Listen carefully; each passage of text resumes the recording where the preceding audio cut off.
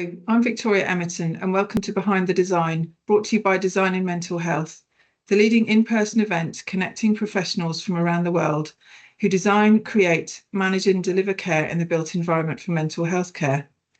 Design in Mental Health takes place in the UK each June and features a comprehensive programme of presentations, panels and workshops, a free-to-attend exhibition of specialist products and services, and the prestigious Design in Mental Health Awards. For all the information, the event dates and the programme details, go to designinmentalhealth.com.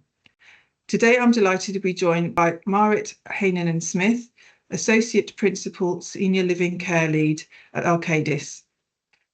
Thank you for your time today and welcome to Behind the Design. Hello, hi Victoria, and thank you for inviting me, and thank you for Design in Mental Health for inviting me and giving this opportunity to talk about our design. Fantastic. We're looking forward to having you presenting at the conference, and your presentation title is Innovation in Housing for People with Learning Disabilities, English Combe Lane Supported Housing, and that's what we're going to be talking about today. So first of all, do you want to introduce yourself? Tell us a bit about yourself and Arcadis. Yes, Arcadis is a global, very large, multidisciplinary company. So we don't do just architecture, we do all types of different things, probably in the built environment, anything you name.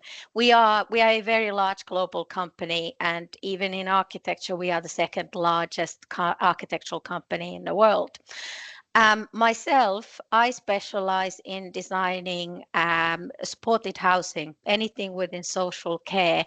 So it is for older people, it's for people with learning disabilities, people with mental health, homelessness, anything where any type of housing where there is a support element that is required. And that's what I've been doing my whole of my career.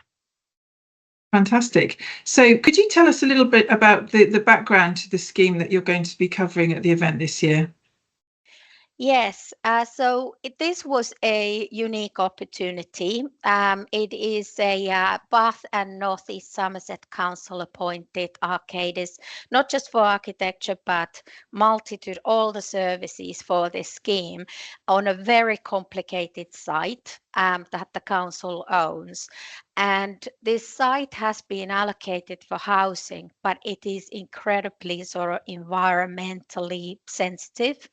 So it was thought that because it can't be cramped full of housing, would this site be more suitable for people who have neurodiverse conditions and therefore are part of the society, but also need that space where they maybe they dictate who can enter into their space, into their area. There are, for example, residents who have been identified for the scheme, to whom sort of cars coming and going could be an issue, or, for example, lawnmowers. So there is a kind of like there's a careful management, and this site being sort of slightly secluded, but part of wider housing would allow the council to do that and design it for these particular residents. So that sounds quite challenging. What were the design principles for the scheme? So yes, we had quite a few. So main principle was that this was resident led.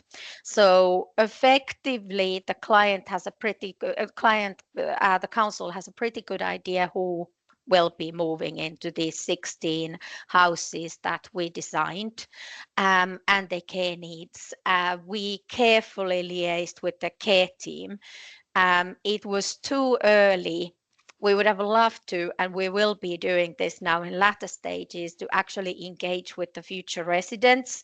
But this one was still fairly abstract design, sort of deciding how are we clustering. We decide to design the housing so that it is in two clusters.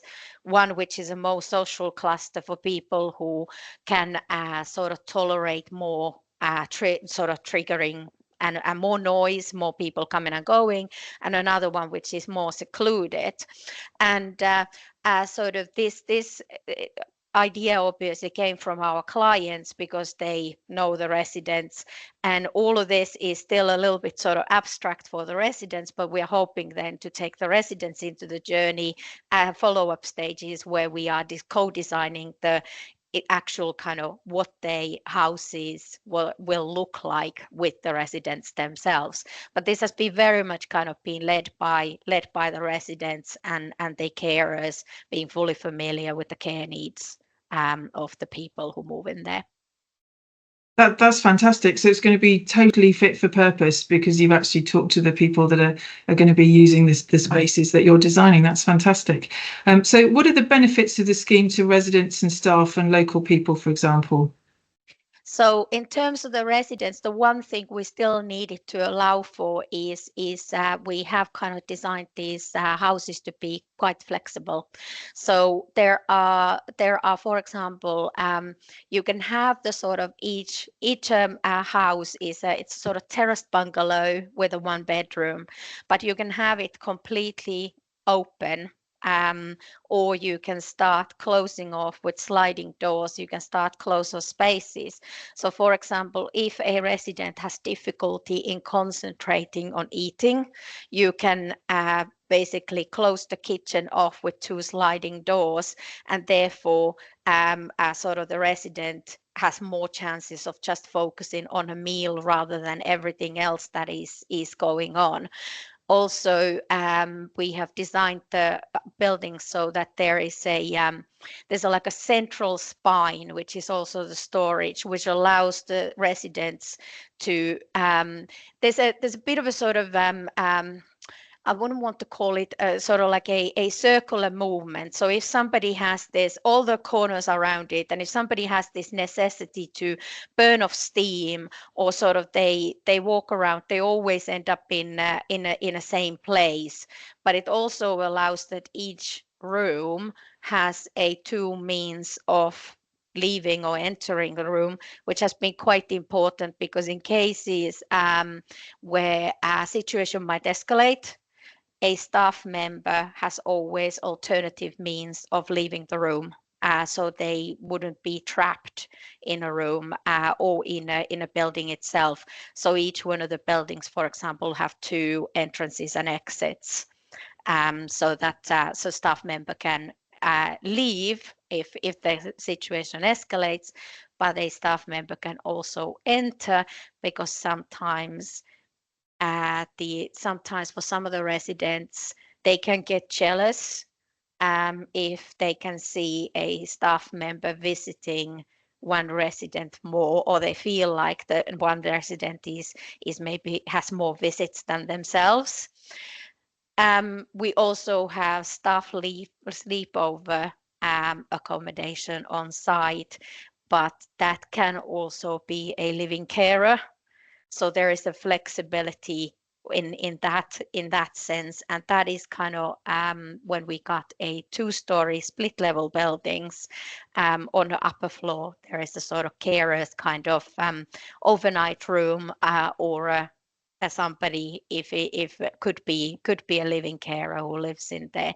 So there's a kind of flexibility that has been built into the scheme for the benefit of then being able to kind of fine tune it once the residents and their care needs have been fully identified, who moves where, and then sort of fine tuned to that perfection, hopefully.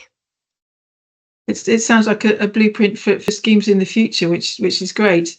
So have you thought about sustainability in part of your designs? You know, sustainable buildings are really important, and with any new creations of buildings, sustainability surely got to have been, on the tick list of things to consider. What have you done about that?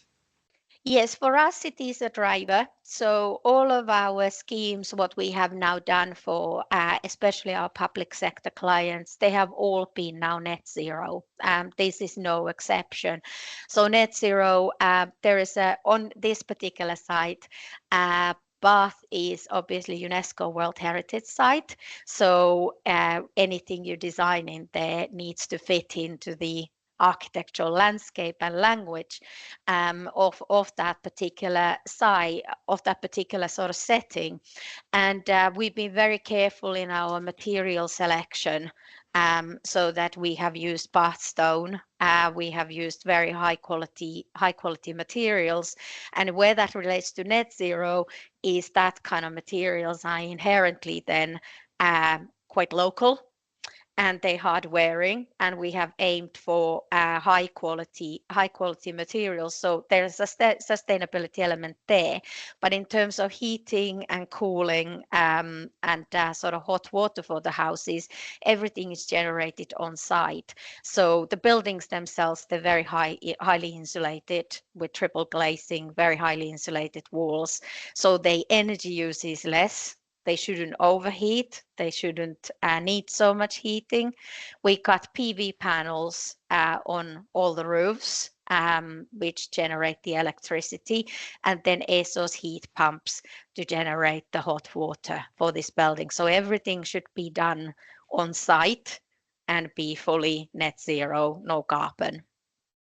Wow. So attractive, net zero and fully functional for the residents' needs. That sounds like the perfect scenario. Amazing. Be good to hear back from you, when it's all done and we can hear how it's gone and how residents are faring in their new homes.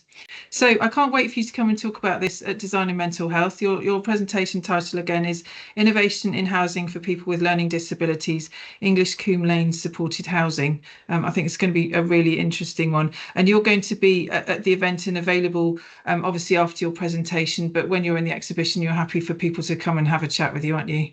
Absolutely. I'm looking forward to the conference, hearing all the innovation that there is. It's always brilliant in terms of getting the thought leadership in this area, and looking forward to meeting people. Brilliant. Face-to-face meetings, there's nothing like it, getting people in a room and talking about everything that they're interested in and sharing ideas. So thank you again for your time today, Maarit. You're speaking at Design in Mental Health in Manchester. The event takes place on the 3rd and 4th of June. Anybody who's watching this, if you'd like to come along to the event, you can register either as a visitor or a delegate at designinmentalhealth.com. So Maarit, we look forward to seeing you and everybody watching this podcast in Manchester in June at Design in Mental Health. Thank you very much for your time today. Thank you.